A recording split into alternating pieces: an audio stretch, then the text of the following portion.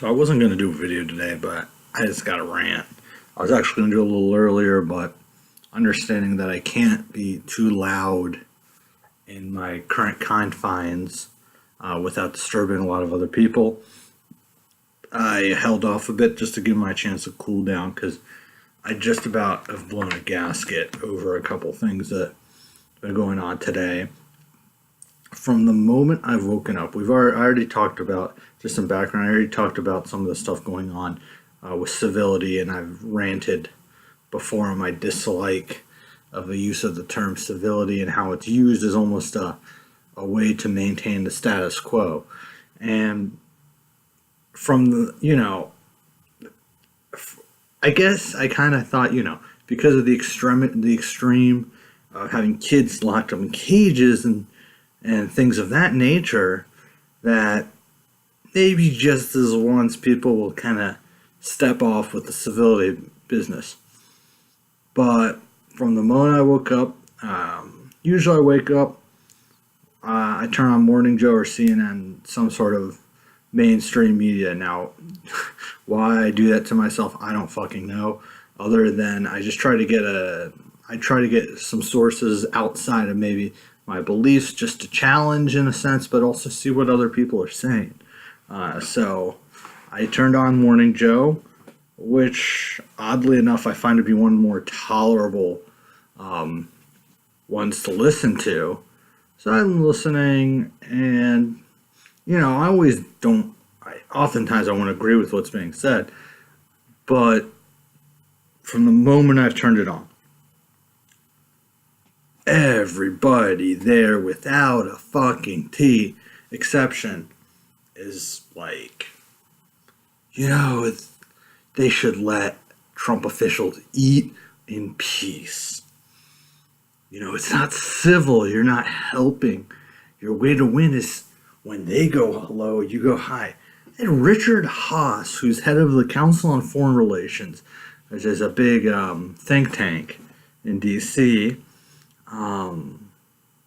essentially compare the refusal to serve a press secretary for a presidential administration to civil rights, essentially, and suggests that almost it's a violation of civil rights. Call me crazy. I kind of missed that part where being a mouthpiece for a right-wing, fascistic, authoritarian, racist president became a protected class. This isn't about race. This isn't about religion. This isn't about sexual orientation. It's about a person who's a lying sack of shit eating at your restaurant. So you don't want that motherfucker to be in your fucking restaurant. Sorry, I told myself I wouldn't swear so much, and I'm just really fed up. And from every time I've looked at Twitter, every time I've turned on anything, all I hear is, we gotta be civil. We gotta be civil. Just because we talk like this is not helpful. This is un-American. And I've heard it from CNN complaining about calling Stephen Miller, the key Trump advisor and architect of one of the architects of this policy, who has a clear history of white nationalism. A CNN anchor whined about, we just did a part on civility, so why are you calling him a white nationalist? Because he is a white nationalist. And then it gets worse every time I look to see these old dinosaurs like Gergen and David Gergen of CNN and Richard Haas. These people who clearly grew up in the 70s, 80s, 90s and don't understand how the world works now. They just don't. They keep them on because they have been inside the Beltway for so long, but they clearly don't understand how the world works anymore. They don't understand. And instead of bringing in new people, mainstream media is very lazy. They just keep recycling the same motherfucking people. Talking about, Gergen had the nerve to say that the civil rights movement in Vietnam were not this uncivil. I wasn't there. I don't know, but I read in the book. I read it in books. It's pretty fucking controversial. It was, whether you're talking about violence or confrontation, It was not always civil. All right, in terms of niceness. So, and I think part of that comes down to, I think back to what I learned in school and growing up in suburbia, so to speak, and everything is very sanitized when you learn it. You learn everything is peaceful, everything is nice, everything is done in a way that's non-controversial when you look at it now. But in fact, think it was like that back then? Come on. Nothing's like that even in anything. You watch a sporting event, it's going to be uncivil. So the whole thing is just ridiculous. I mean, then to make matters worse, Maxine Waters from California, a congresswoman, made and I was really happy with his statement, said, we should harass these people wherever they go. They shouldn't be allowed to eat in peace. Now, clearly nothing was said about violence, and even in my video yesterday, I said, shouldn't be violence. That's not how we should do things. There should not be violence. But harassing and civil disobedience and making things uncomfortable, that's part of how it is. That's part of protest. So that's fine. They should be following them everywhere, giving them a hard time, sending that message. So she said this, and it got cold. When she said this, oh my gosh, outcry. Nothing in the statement. If you can read, I can read. I don't know if the motherfuckers on TV can read. Apparently they can't. But you read it, nothing there says a word about physical violence. But then you have the big orange buffoon in the White House who we know can't read because he's proven it many times. The guy is an illiterate buffoon. And he comes out and says, oh, she's threatening violence.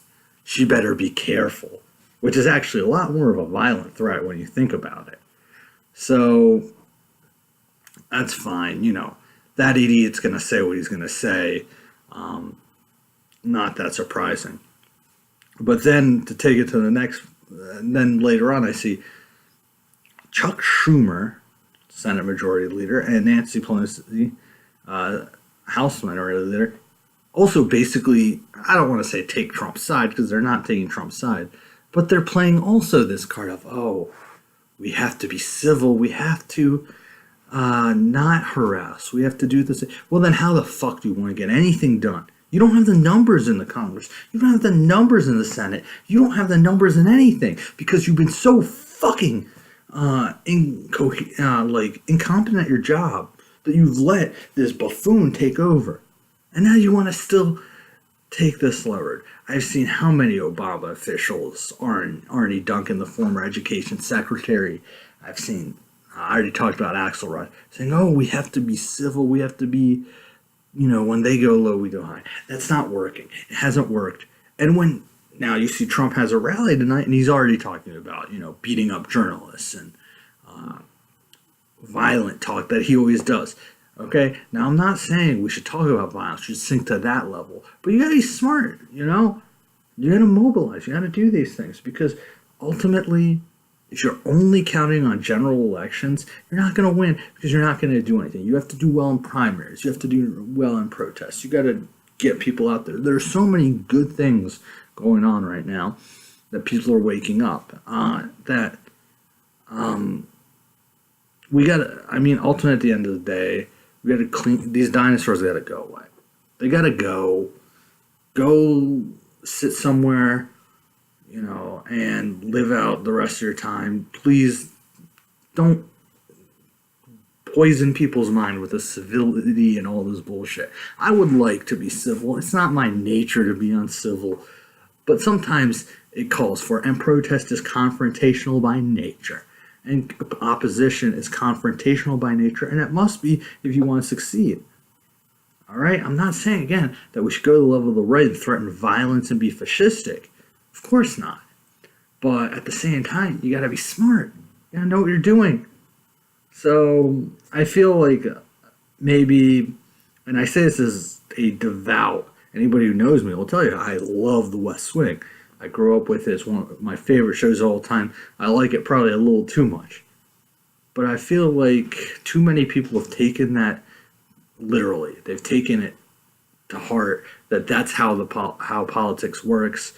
That everything has to be civil and above board, and you have a very noble president and a whole bunch of noble people working their butts off, and everything will just work itself out. And it's not like that. That's a TV show. It's not fucking real, right? It's not real. It's not real. It never was, and especially it's not now. So just grow a fucking backbone and win. All right? Fight. Scare these people a little bit. Again, no violence. I said it 1.5 million times. I really shouldn't have to say it, but it seems like the only way you can say it. But civility is not a good thing. You want to be civil, you can get 6 more years of this fucking nutcase in the White House. You want to be civil, you can get a lot more, even more right-wing Republicans in the Congress taking over the state houses. You want to be civil, see what's happening in Europe. All these rise of the right wing, all right, with a whole bunch of center-left parties outside of Corbyn, just, pissing around, dicking around, half-assing everything and getting their ass kicked by frickin' fascists. All right, I got to pull it together. This is ridiculous. I don't get what's so hard about this. I really don't. All right, so you got to be a little rude. I don't understand why that's making everybody go crazy. No one seems to have a problem. I mean, I'll just end like this because I'm starting to go in circles. Let's look at what we're really saying. And I would encourage people to look at other podcasts who probably say it a lot better than a novice like me, like Ben Dixon and a lot of progressive podcasts that elaborate these ideas much better, much more eloquently than I ever could. But the idea is you have, on the one hand, people who are driven by hate, people who are driven by racism, people who are driven by bigotry, all right? Talking about, oh, we don't even care that the kids are in cages or that these people who are running away from a life and death situation, we shouldn't be compassionate for our fellow men, our fellow human beings. All right, that's one side. And they dehumanize these people.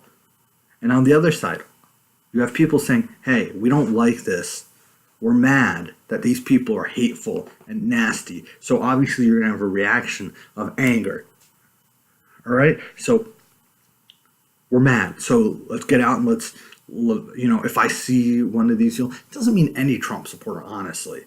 So this is a normal Trump supporter, no one that cares. But if you have, a powerful person like that who is proliferating a lot of these lies, you want to make it known how you feel. All right? If DHS secretary is going to a restaurant, you want to let them know. If Stephen Miller is going anywhere, you want to let them know. So they should know. That's not being nasty or anything. That's just being real. That's just being honest. And that's returning the hate with anger to let them know that we will not put up with it, period. Okay? Now, I have a background of being, of my family is Iranian, naturally. But I was born in this country. I grew up in, like I said, in the suburbs. If you hear me talk, you can't really tell. Even my look, you can't really tell. So I'm not worried about myself in this case. I can defend myself. I'm a pretty big guy too. Anyone wants to give me a hard time, they're welcome to. My worry is about the people around me, my family members, people who can't defend themselves, my friends, people who may have been in this country only a couple years from places like Iran and places in Latin America and places like that. They can't defend themselves and they don't have the familiarity. I just had a friend who, even here in Baltimore, was just asked in the middle of the street, oh, do you like Trump, by somebody who's like, oh, you got to like Trump. And basically, she said the smart thing and just kind of said, oh, I'm immigrant, I don't talk about this stuff. But, imagine if she said the wrong answer. And she can't defend herself. I got to think about my family members who are not able to defend themselves. I got to think about those people, and not just my family. What about those people who came across the border, just trying to get away and trying to find safety. What about, those people whose relatives, whose grandparents, whose parents, whose loved ones can't come and see them because of this hate? All right. What about those people whose kids are dead because of this hate, because of police violence, or because of hate violence? What about this stuff? All right. What about those people even in Appalachia, places like that, who are dying because of the opioid crisis, because pharmaceutical companies are pumping so many drugs into their region? All right. I mean, this is real. This stuff I'm talking about. This is fucking real. Okay. It's not about, someone comes in a restaurant. Big difference. Okay. And you want to talk all about civility and stuff. You're taking away time from the real things.